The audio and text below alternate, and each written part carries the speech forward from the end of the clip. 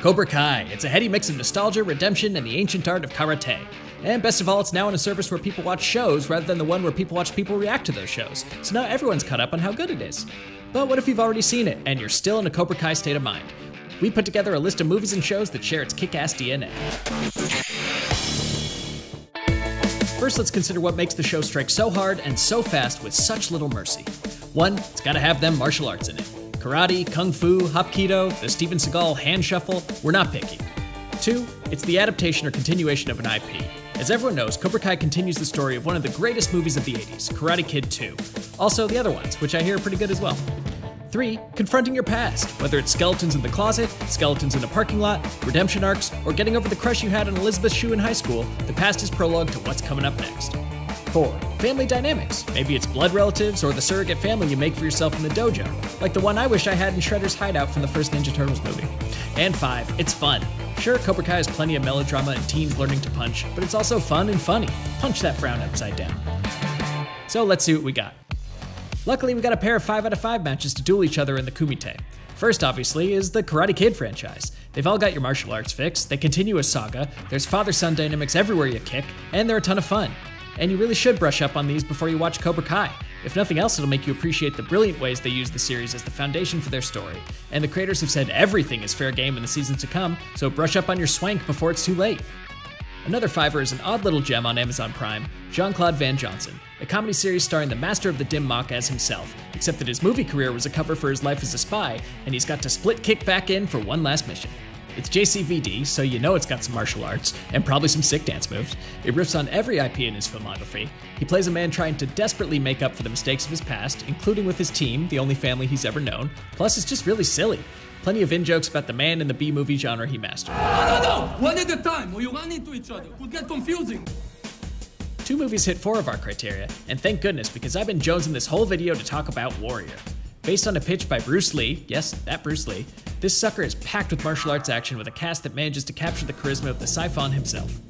Everyone's running from their past and the drama they brought with them to the States, but is it fun? It's a kung fu western powered by Bruce Lee's swaggadocio, so yes. And speaking of kung fu swagger, it's time for Donnie Yen's Ip Man.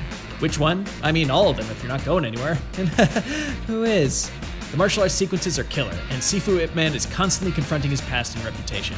His official job title as Legendary Badass makes his relationship with his wife and son complicated, and Donnie Yen plays everything with a playful lightness that keeps things fun, except when shit gets real. 2 3-pointers that'll put him in a body bag. Into the Badlands is set in a fictional world where the libs took your guns and everything got replaced with martial arts.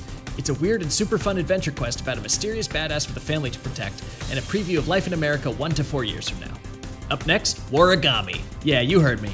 Sure, this show has martial arts, a fun vibe, and characters coming to terms with an ancient family legacy of warriors with the power to turn paper into weapons, but it's also called Warigami. That's the greatest name ever given to a show. It deserves your eyes on that alone. Warigami. Say it with me one more time. Warigami.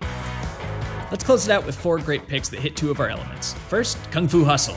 Stephen Chow's over-the-top slapstick kung fu epic is basically an anime come to life, and it'll make you wonder why no one called him to make a Dragon Ball movie that didn't make you curse God for granting you sight.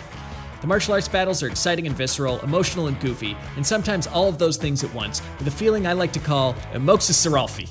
Then let's dial it back for a very different type of martial arts comedy, the art of self-defense.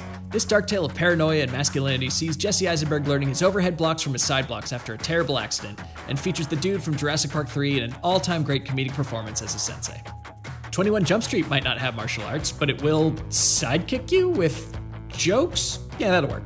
Before Into the Spider-Verse, Lord Miller went into this goofy reboot of an 80s classic. It's super meta and funny, and it'll hammer home the idea that Channing Tatum is still underrated. He can dance, he's funny, he kicks ass. Make this guy a Batman villain and give him an Oscar. He'd at least out-thrust Joaquin.